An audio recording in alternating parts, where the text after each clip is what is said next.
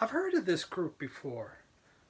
Some from the 60s, whatever, mop tops, matching suits, eventually long hair, beards, psychedelic. I've heard of the Beatles before. Yeah, I I have never been a giant Beatles fan. I like the Beatles. I enjoy the Beatles, but I've never lived with the Beatles. And so I wanted to try to revisit them. First, just my Beatles journey actually started in 1966. I was born in 59, so in 66, there we go, I'm 7 years old. Cartoon comes on, The Beatles. That really was my introduction to the Beatles. It wasn't Ed Sullivan. I didn't know any of that. I guess when they came out, maybe I was 4. Like I could care anything about that. But a cartoon? Hey, this is great stuff. And so from 66 and 67, the Beatles cartoon was on, and I learned the songs of the Beatles. Hey, look at that. Does that make me look like I'm from heaven or something? Like an angel? I think it does.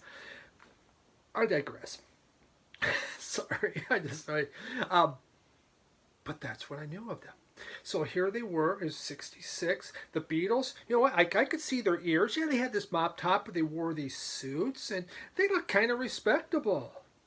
And then I would begin to see stuff of this group and this long hair and these straggly beards, and I go, wow, what's with this? I'm just a little kid, and I'm going, gosh darn, why aren't their parents making them, dress a little better and shave and do all that stuff? That's just the stuff little kids we look at and go, I don't get it. What's with that? It's for the adults, I guess. Their kind of music. And so really, after, shall we say, the Beatles cartoon, I didn't know much about the Beatles until I hit junior high in high school. And then I learned more about the Beatles because of choir and because of band. We had a young choir director. We had a young band director. Actually, it was a married couple. She was extremely hot. He was extremely good looking. Let me tell you, the guys in junior high had one of the most beautiful choir directors, and the ladies in senior high had one of the best looking band directors. It kind of worked out for everybody there. But they were from the 60s. And so suddenly we were doing these Beatles songs. That became a big thing for them. In band and in choir, we would do Beatles. That introduced me to a lot more Beatles. And the very first Beatle album I ever wanted was the red, the greatest hits. They had the red and the blue. I wanted the red because the blue, I didn't know really many of those songs, but I knew the ones on the red because that was from the cartoon. And my parents blew that, and I have a video about that. So that really to me was the Beatles. And then my musical, what I was liking was totally different. And I never truly got into it. I had a couple record albums, but I never went looking for them. And then in the 90s, I bought the CDs. And I bought all of their CDs. In the aughts, they redid the CDs. They remastered them, supposedly, to make them the best sounding ever. And I bought every one of those. And I listened to them, but I never really listened to them. You know what I mean? It's you put it on and you're busy doing something else and you never pay attention. How much music do we do that to? I do it all the time. There is a billion albums. I'm one that wants to do, just to sit and listen. It just drives me. I mean, it's like, I don't know if I can do it. I like to be doing something else. I'm getting a couple things done. That's just how I operate. So I never in my life really sat and listened to a whole Beatles album. Listened with my ears, with my mind. Never did it. And that's with a ton of groups, quite honestly. When you're younger, you do that because you have that album, you don't have many. You listen, you read the lyrics, you understand it. As we get older, we buy more. Think how many albums you buy. How many of them do you really sit and digest? It's hard. It's just the way it is. We find something, finally grabs us, and then we do it. So after the flood hit, and I'm thinking, how do I rebuild my record collection? I decide I'm going to buy a Beatles box set.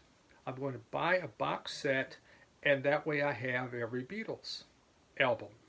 is it's important, okay? Now, again, I'm not a huge fan, but it's one that I decided this is what I want to do. And so I was on Amazon, and I had one all picked out, and then the mail comes. And in it, I received this from Mazzy, Norman Maslov. He sent me this box set. Well, let me tell you, my wife was delighted. I just saved a whole bunch of money. And he sent me some other, a McCartney solo album, a Lennon solo album, and a George Harrison. He says, sorry, Ringo gets screwed again.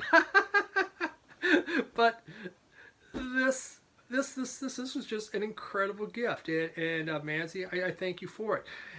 And what I wanted to do with this was to sit down and listen to each album for the first time.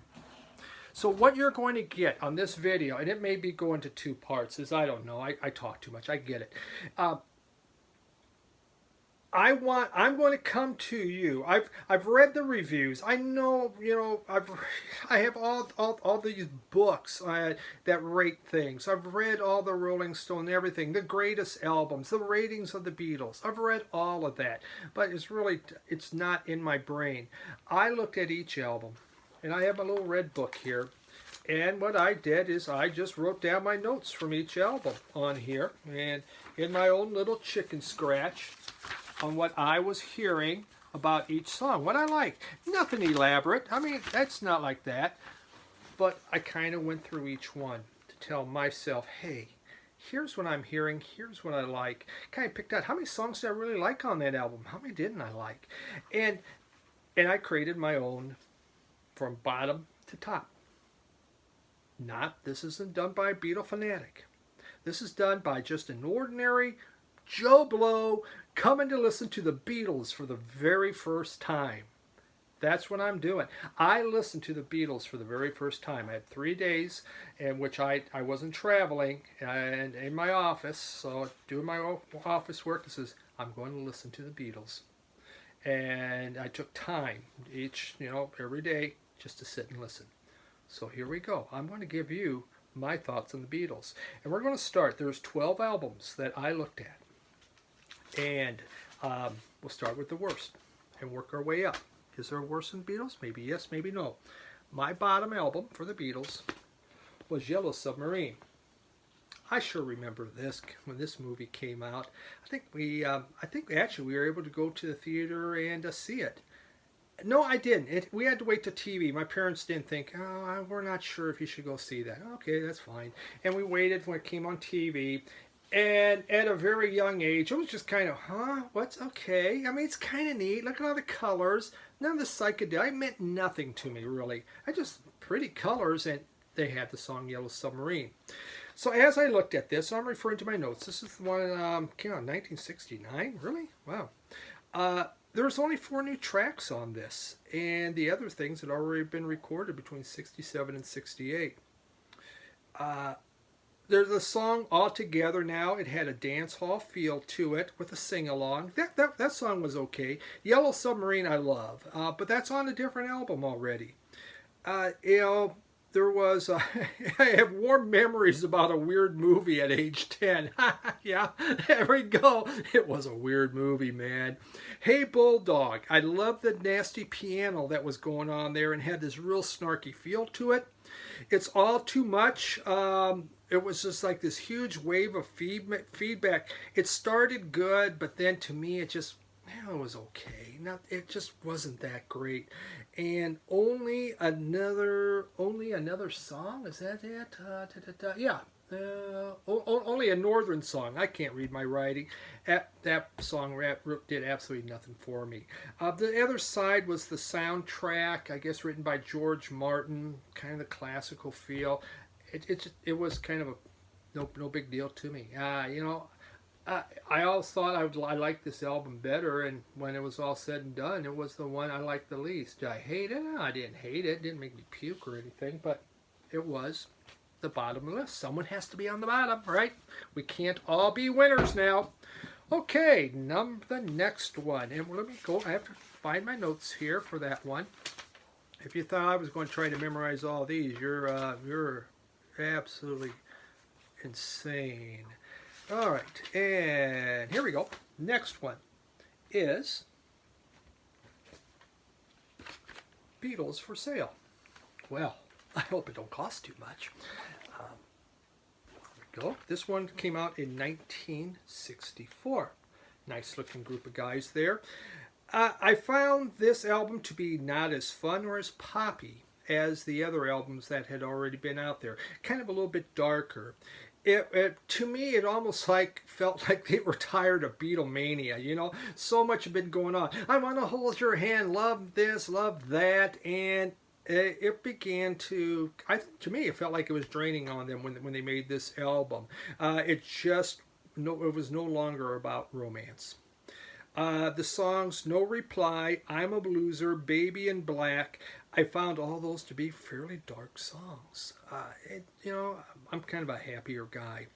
Rock and roll music sounds great. I absolutely love that one. And there's 6 covers on this one. And that rock and roll music, I wrote the thing Thundering on there. I guess I really like that one. I'll Follow the Sun. It had more upbeat lyrics. And the vocals, though, no, that was on Mr. Moonlight, I think I put. Did not like the opening on Mr. Moonlight. Not great. I wrote, the organ made me vomit. Well, there you go, folks. That was first thing. I don't know. See, a lot of these songs I actually had no clue about because I've never listened really to the album. I know the hits. Kansas City had a real party vibe to it, a crank it up kind of song. Again, it was a cover. 8 Days a Week. That's when I knew from the Beatles cartoon. And I loved 8 Days a Week. I thought it was just a phenomenal song. I memorized that one and I knew all the lyrics. Honey Don't, it was from Carl Perkins. Personally, I felt that one didn't feel really inspired. Every Little Thing, I like this. I like that tune. Nothing, I didn't write anything great about it. I like that tune. More tunes that I was familiar with were What You're Doing. No, I don't know. Hell if I even know what I was writing about there. I did put What You're Doing. Nothing special, though I liked the guitars and did not need the piano. So I wasn't digging the keys in this thing. And maybe it was just they were just getting going, trying to learn what they want to do with the keyboards. But a lot of those, it seems to me, I didn't like. They had 2 Perkins songs on here.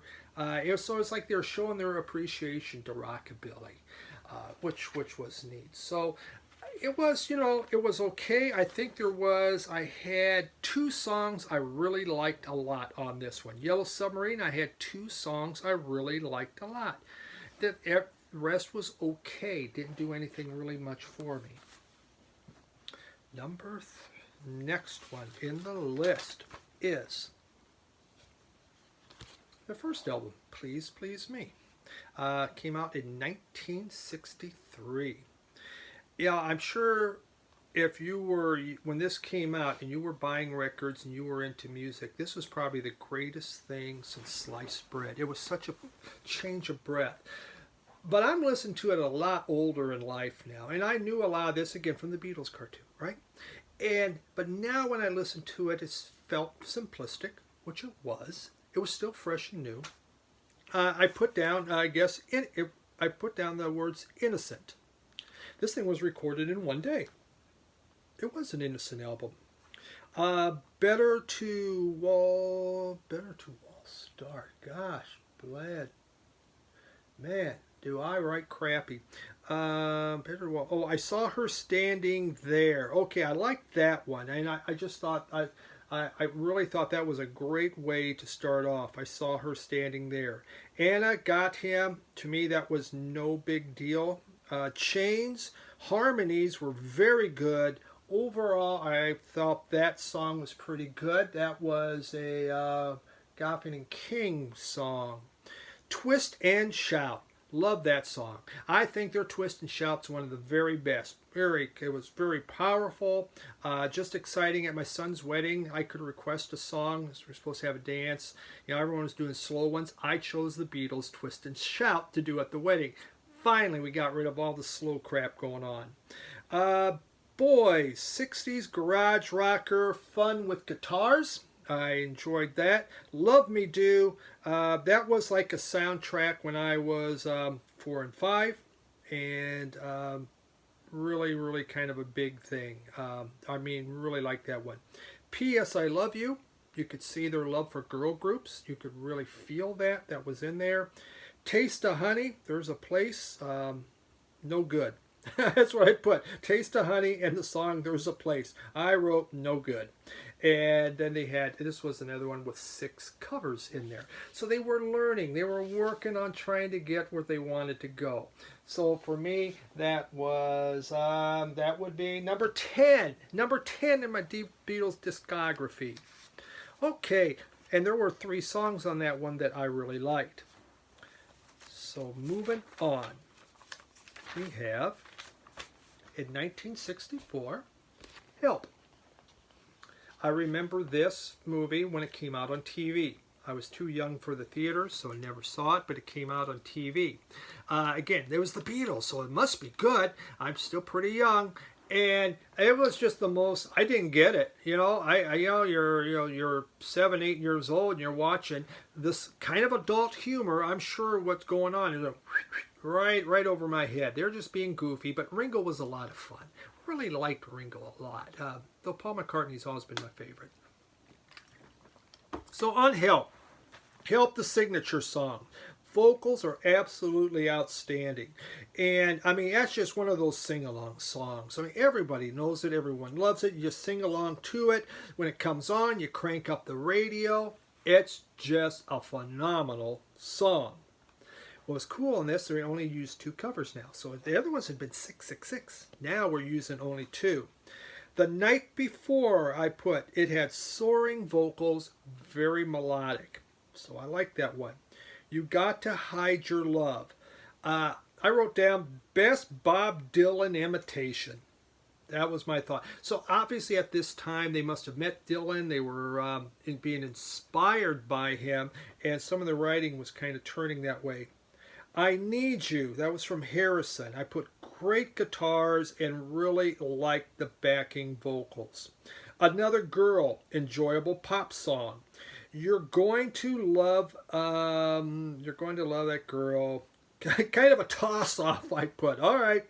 Ticket to Ride, 12-string guitar masterpiece. Ticket to Ride, one of those songs, again, when I was little. It meant a lot. I think that was on the Beatles cartoon, and so I got that one.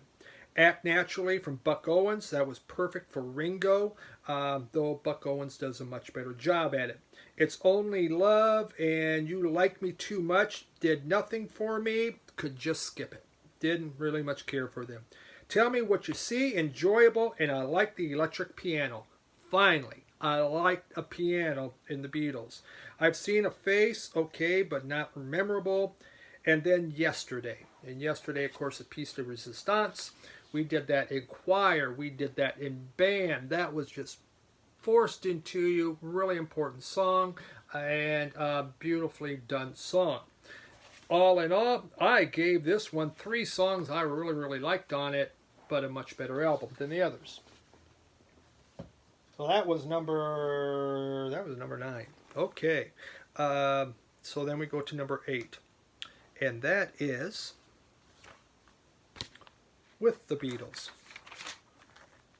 And With the Beatles, here we go. This is their second album, came out in '63. Isn't that a nice cover? Actually, I think this is just a beautiful cover. When I look at artwork, you know, this is gorgeous. That black and white, the way it is, to me, I think it's one of the most beautiful of all the Beatles albums.